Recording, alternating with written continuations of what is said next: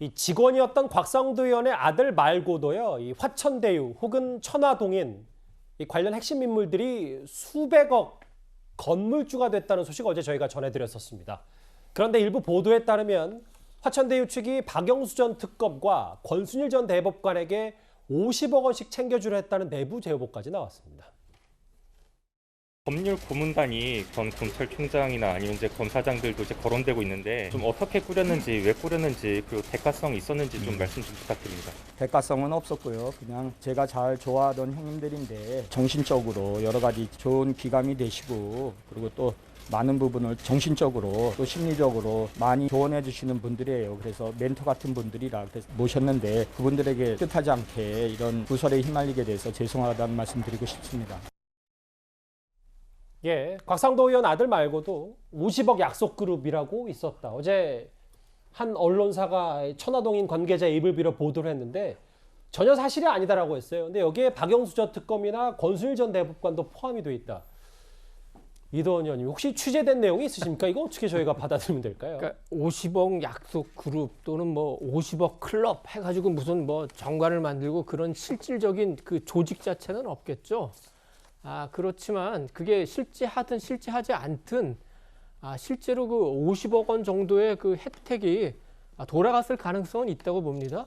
지금 그 50억 약속 그룹이라고 거론된 분 중에 한 분이 그 곽상도 의원이에요. 실제로 그 아들한테 50억의 퇴직금이 갔지 않습니까? 나머지 네 분이 계신데 그 중에 지금 그 이름이 뭐 박영수, 권순일 두 분은 이제 아예 공개가 됐죠.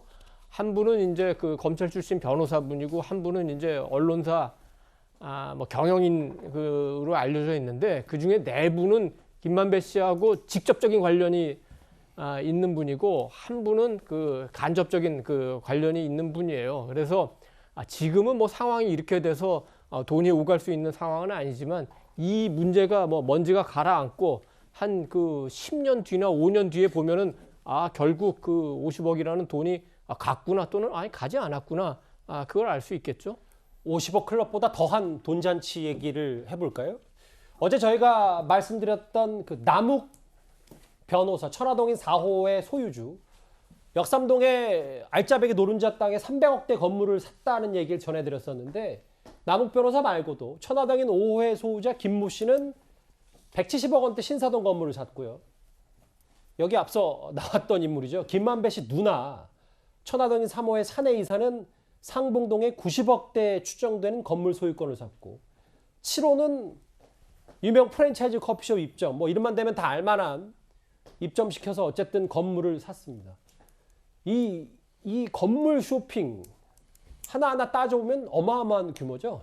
그러니까 국민들이 이 같은 뉴스를 볼 때마다 속이 터질 수밖에 없죠. 제 주위에도 이 화천대유 천화동인 소유주들의 건물 쇼핑 누가 뭐 몇십억, 몇백억을 배당받았더라, 1000억을 넘게 배당받았더라 이런 소식을 접해서 근로의욕이 떨어진다. 일할 맛이 안 난다는 사람들이 참 많습니다. 그런데 이처럼 막대한 수익, 정당하게 땀 흘려서 번 돈이 아니라 단지 이 대주주 김만배 씨와의 친분으로 그리고 남모 변호사와의 친분 등으로 800만 원 투자해서 100억 배당받고 몇 천만 원 투자해서 1000억 배당받는 게 정당한 수익이라고 말할 수는 없는 것 아니겠습니까? 그렇다면 일단 이 같은 수익이 가능하도록 설계한 설계 책임자들부터 왜 이런 말도 안 되는 이익배당 사업 설계를 승인해 줬는지 국민들 앞에 납득할 수 있는 해명을 해야죠. 그 설계 책임자 이재명 지사이고요. 유동규 기획본부장이고요. 그 당시 성남시청에서 근무했던 이재명 지사의 핵심 측근들로 이름이 언론에 오르내리고 있습니다. 단순히 우선 배당 1,800억 받는 계약했다고 우린 잘했다 주장할 게 아니라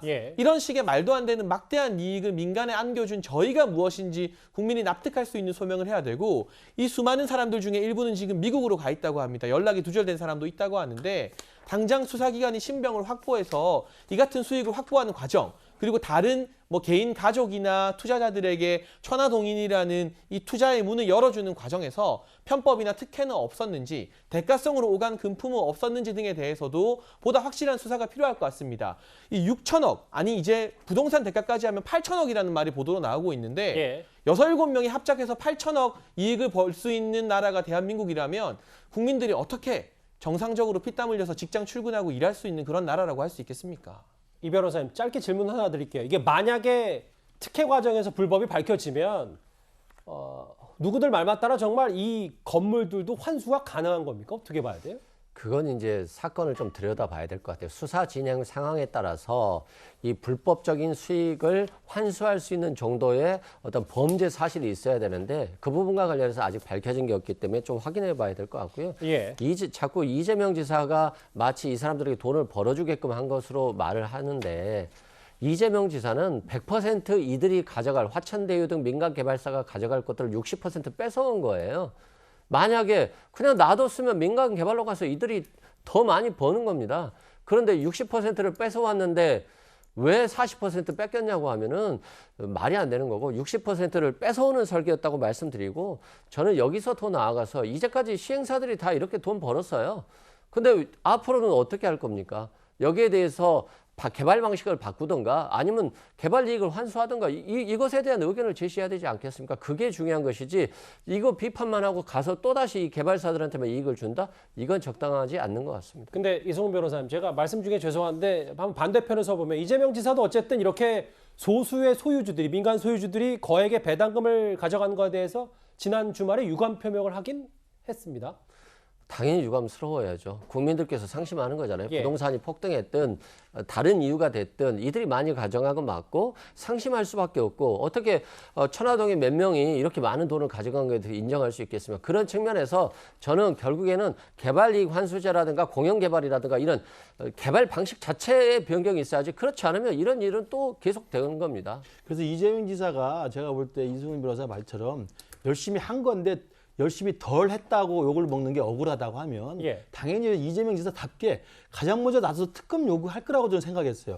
우리가 아는 이 돌직구 스타일의 이재명 지사의 스타일을 보면 정말 자기는 열심히 해서 5,500억을 가져왔는데 나보고 4천억 안 가져왔다고 화를 내시니 나는 정말 깨끗하고 몰랐다.